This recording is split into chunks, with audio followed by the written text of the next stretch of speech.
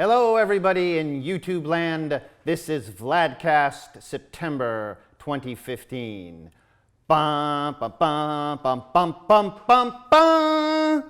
I'm John Hill, your host for the Vladcast program, and my guest tonight is Reverend One sec. Father, is it Reverend Father or Very Reverend Father? John, you can call me. No, I mean, what's on the letterhead? I think it says Very Reverend. Okay. Very Reverend Father Gregory Joyce, rector of St. Vladimir Parish Orthodox Church in Dexter, Ann Arbor, Michigan.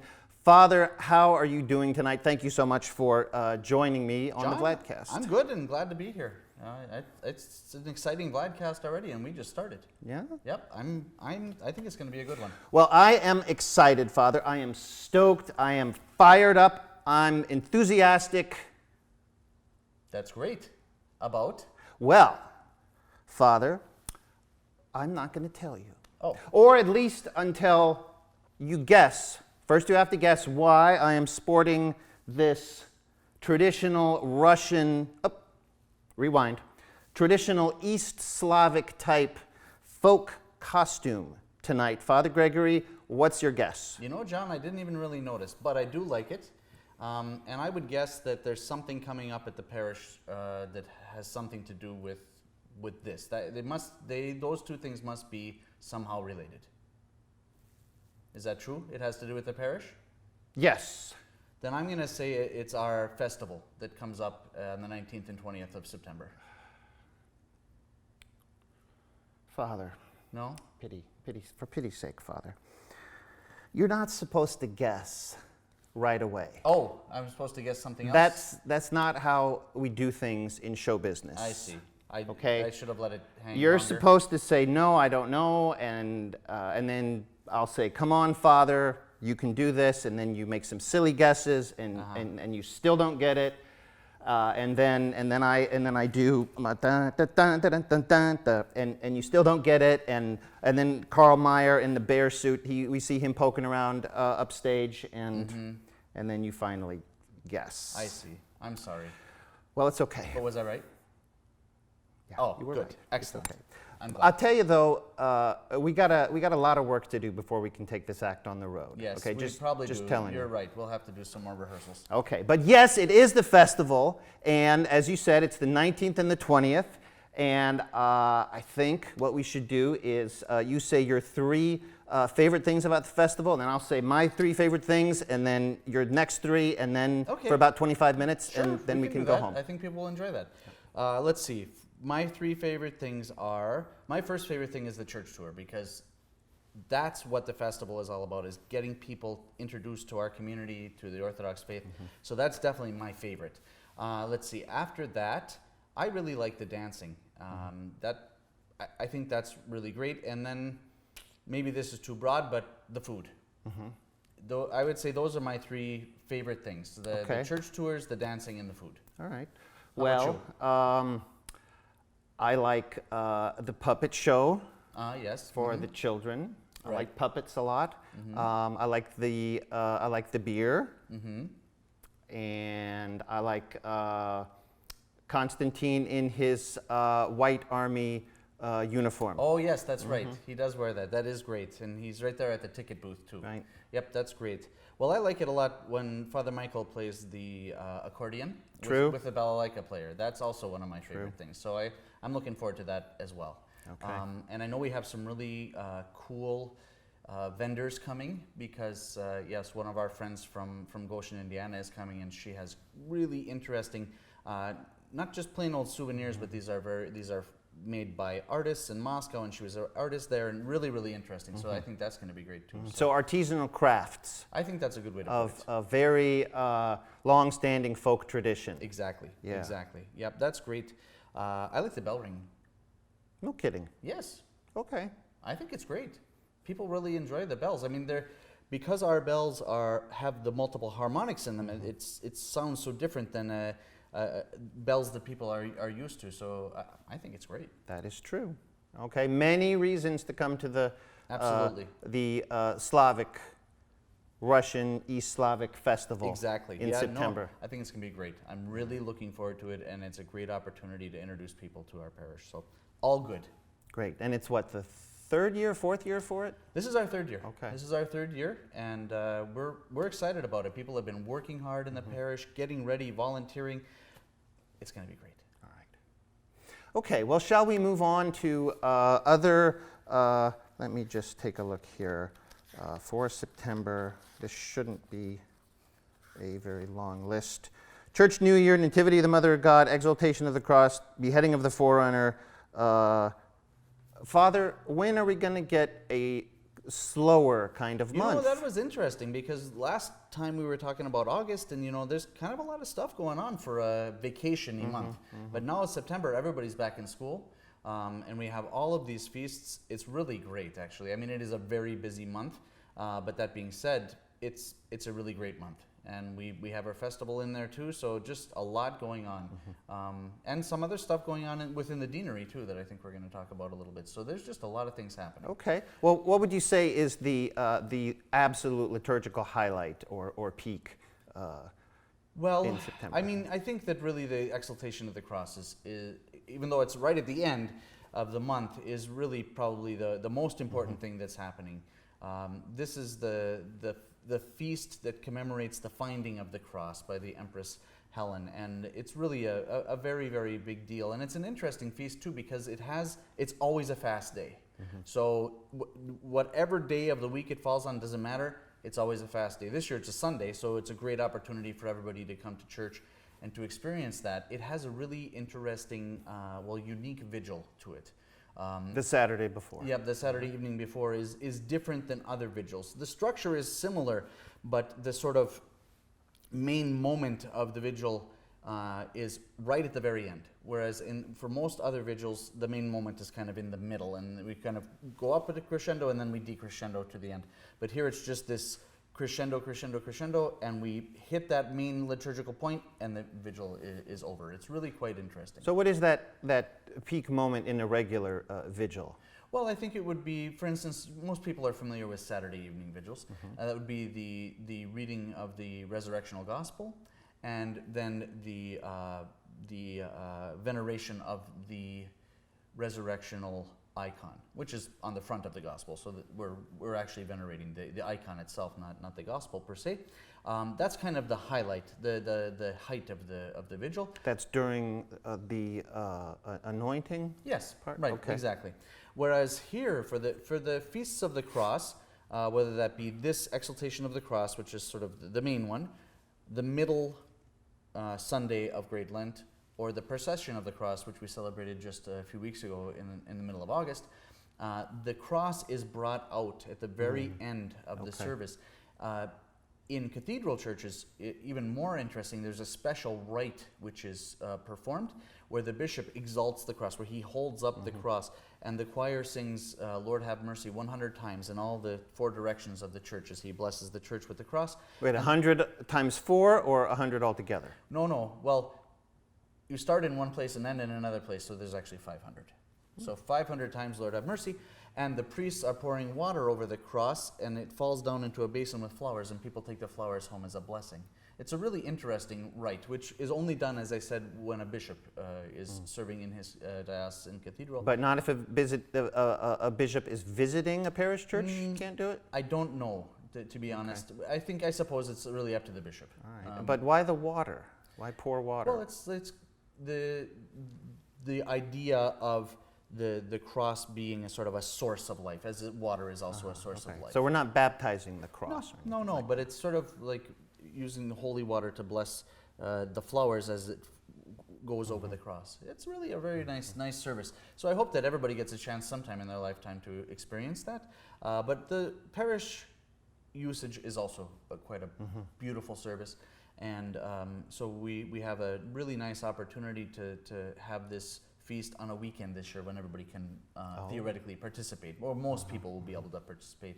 Usually it's not on a Sunday, 6 years out of 7 it's not, but this year it is. So it's a great opportunity. So does that mean that there's no anointing before? Correct, it all happens at the very end. Okay. At the very, very end of the vigil. So it's unique in that way. But before the first hour is Yes, read. before the first Okay. hour.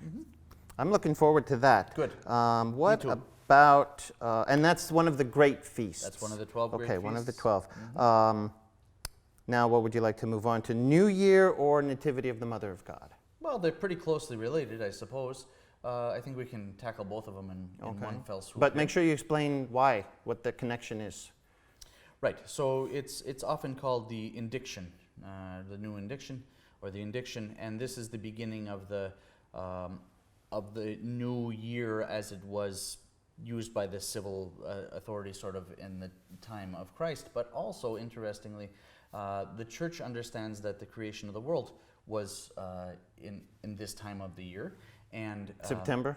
yeah, and you see in the Old Testament even there are specific feasts that are around this time of the year also. So there's a pretty clear consensus that this is a time of a beginning. And if we look at the feasts of the year, we see that it flows quite logically from that point of view.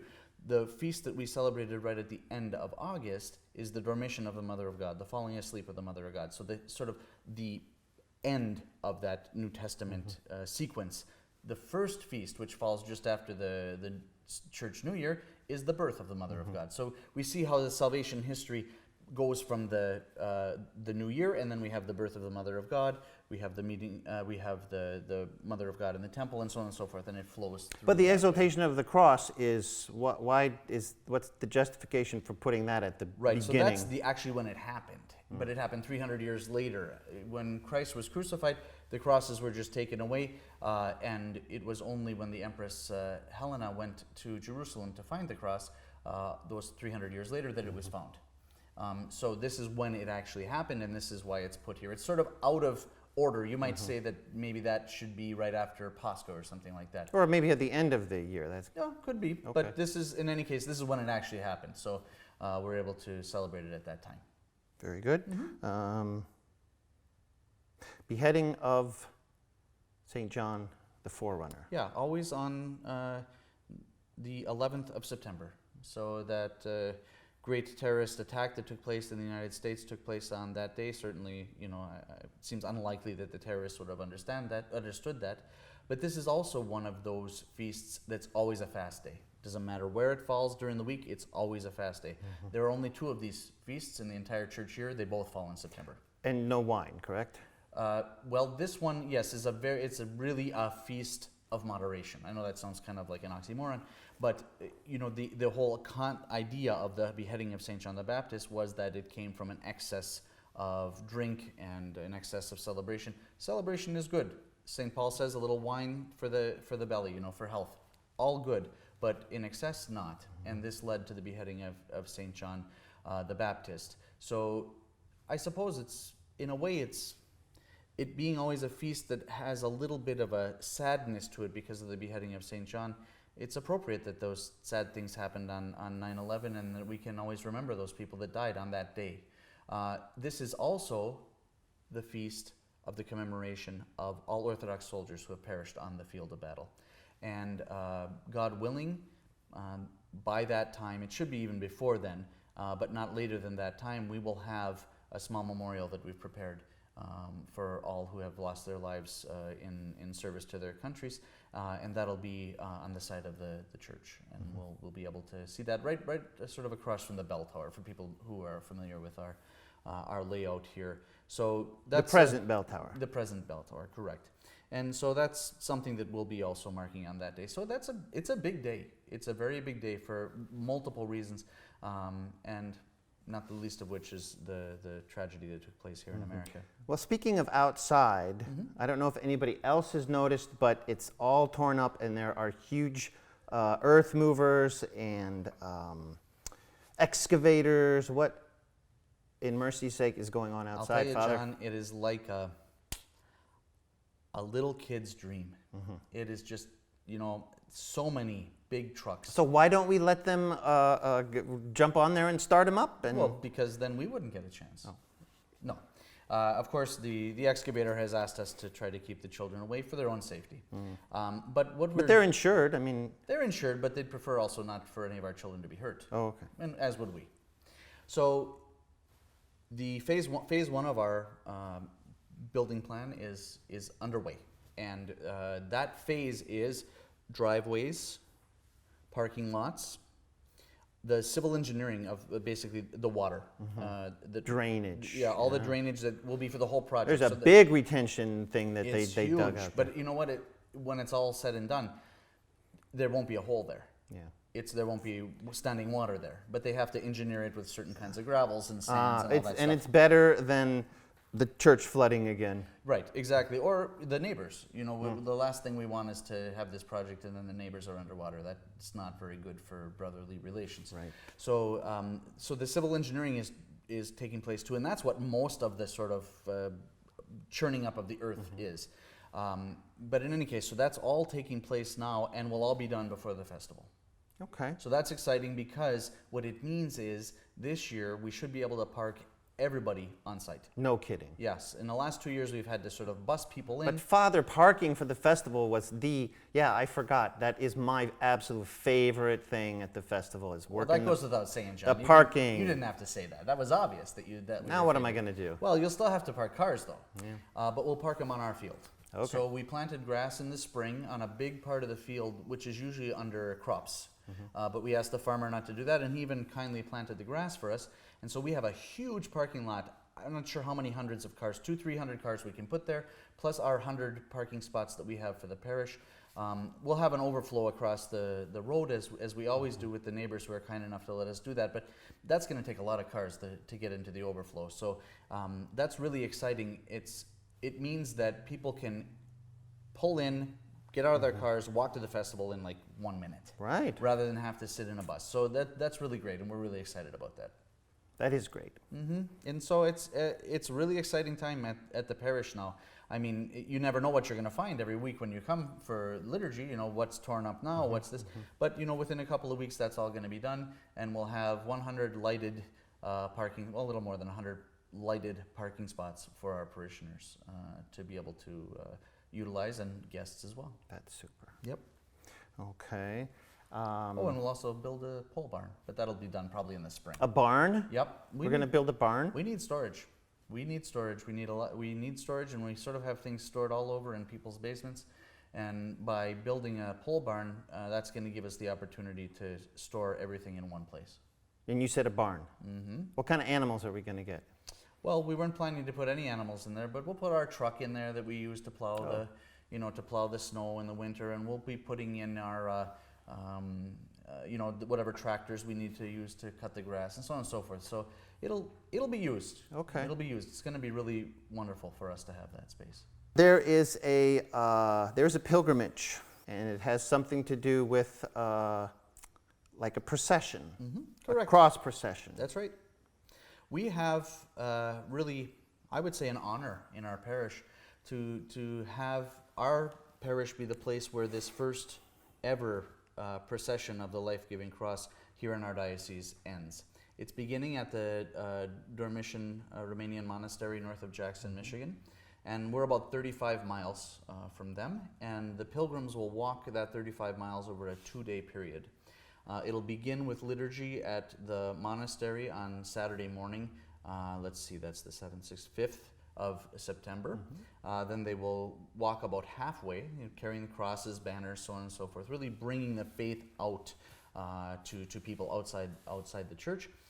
They'll camp halfway through, and our diocese is really privileged to have a sort of portable chapel that has an altar table, a table of oblation, some icon stands, all sorts of things that really make it great. And you can fold it all up, and it goes into the back of a truck. So that'll be with us, and we'll have liturgy there at the campground on Sunday morning. We'll also have the services at St. Vladimir's that Where are you going to be? Are you going to be in both places? No, I'm not going to be in both places. Father Daniel Marshall, who's the head of our diocesan youth committee, will be leading the pilgrimage, and I'll be mostly here. I'll be kind of back and forth, but I'll be. But you'll do liturgy here? I'll do liturgy here. He'll do it at the camp.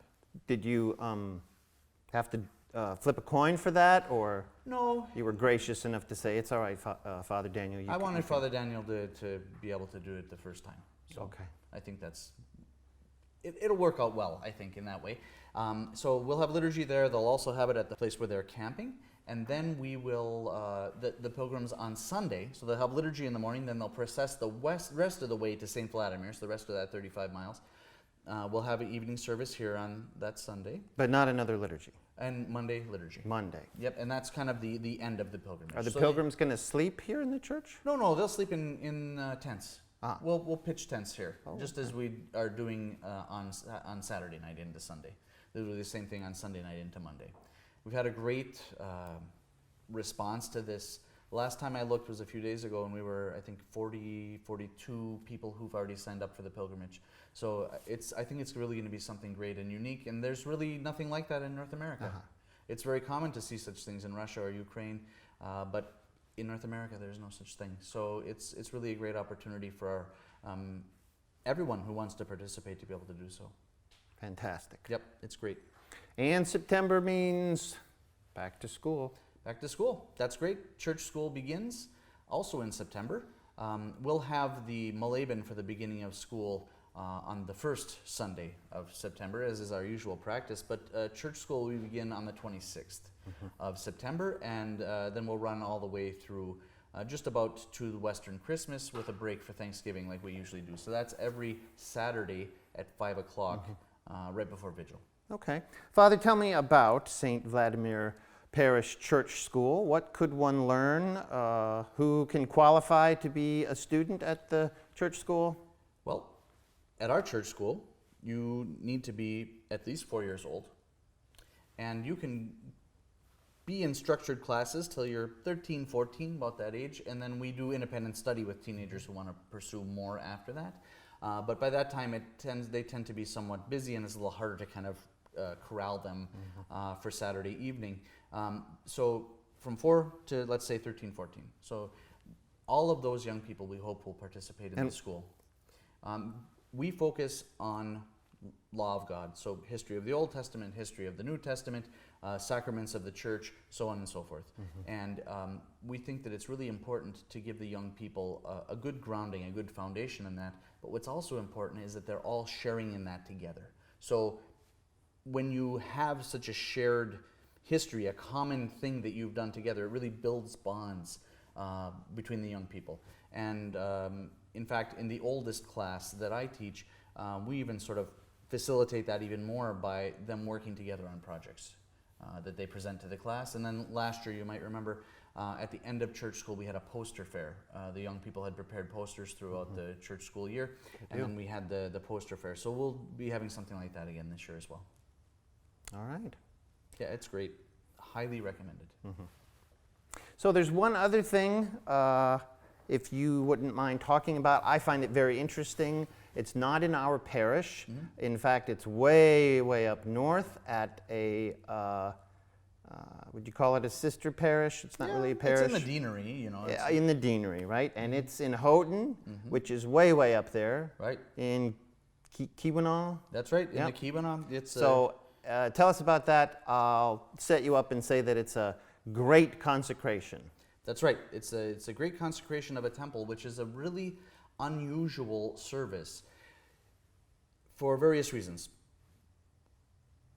One of the issues is that generally a temple does not receive a great consecration until it's completely paid for, so there's no debt. Because the last thing that the bishop wants to do is consecrate a temple like that, and then all of a sudden the church gets into financial problems and they have to sell the building. Because really, once it's consecrated as an Orthodox temple, it should never be used as anything else at all. So this is such an interesting service. What happens, I mean, the crux of it is that the clergy actually build the altar table, right? It starts with no altar table in the altar. And we haven't done this here? No, we did a small blessing, a blessing basically of the church when we made the expansion. At that time, we still had some debt, and we're going to have some debt again soon, probably as we continue our building project. So we've decided to just leave it as a sort of a blessed space, and at some point we will do this as well, but we haven't done it here. And this is not the same weekend as the festival, correct? No, it's right after the festival. So it's during the week after the festival. That's also the feast day of the church there in Houghton. It's named after St. Sergius and Herman of Valam, the only temple which is named after those two saints in the entire Russian Orthodox Church abroad. So very interesting, unique. But maybe one or two in Russia. Yes, yes. But abroad, that's the only one. So quite unique. So they've been working really hard. I visit that place on a regular basis. I'm the dean of the Michigan parishes, but also that's where I grew up. And so it's really a great triumph that an Orthodox church not only can be built there, but that it's gotten to the point where it's ready to be consecrated. Okay. And you're going to participate in the building? I will participate in it, yes.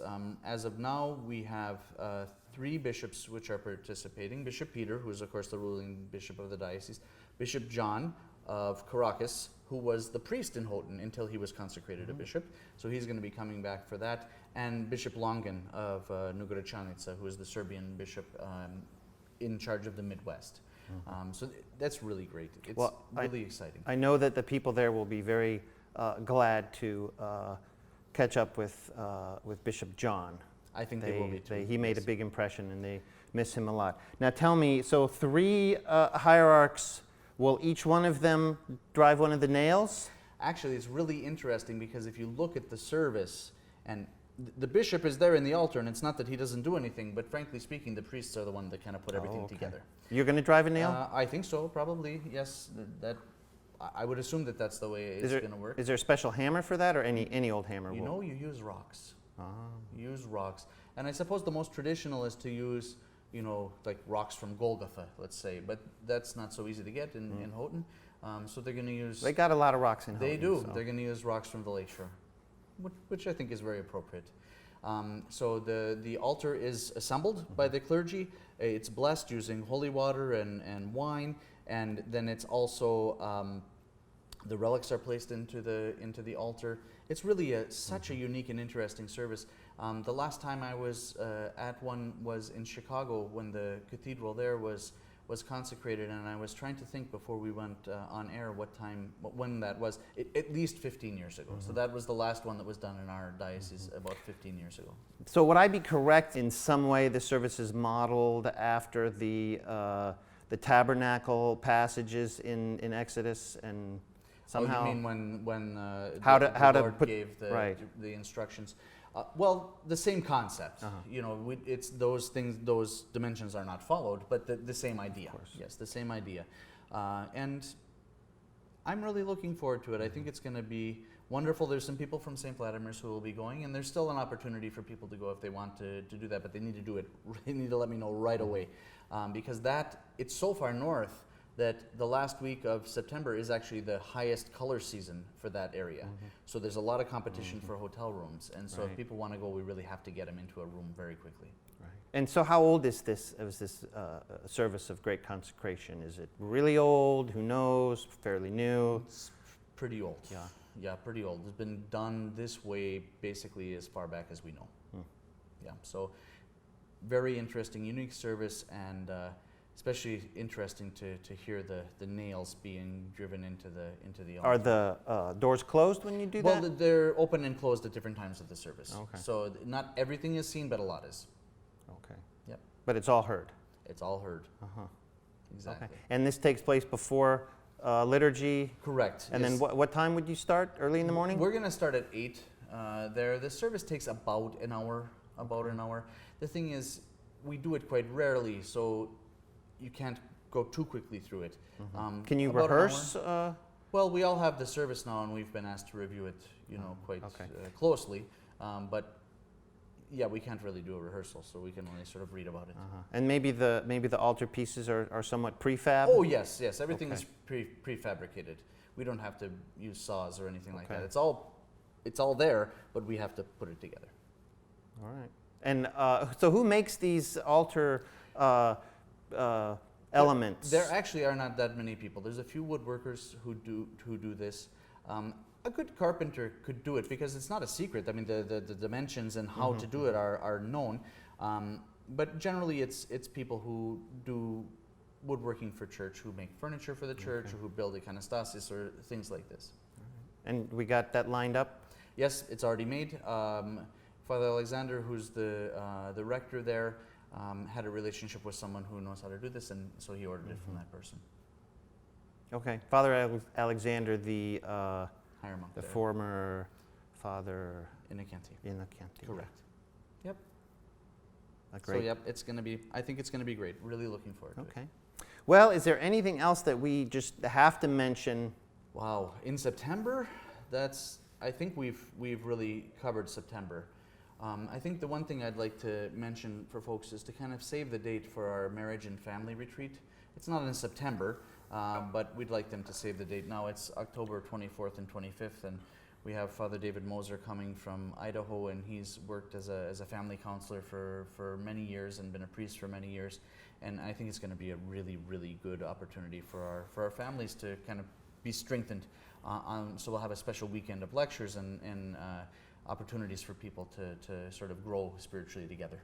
Okay, October 24th and 25th. 24, 25, and let's repeat one more time, the big dates for our parish this month. Yes. September 19th and 20th. Yes. That is Rusfest, aka Russian Festival. And we're really looking forward to seeing everyone there, both Right. our parishioners and friends of our parish. So don't miss it. And don't miss the next installment of Vladcast coming to you in 1 month. Don't miss it. Father, it was an extreme pleasure to talk with you about all of the exciting things at the parish in September. Thank you, John. I'm looking forward to October. Let's do it again. I agree. Let's. Okay. Over and out.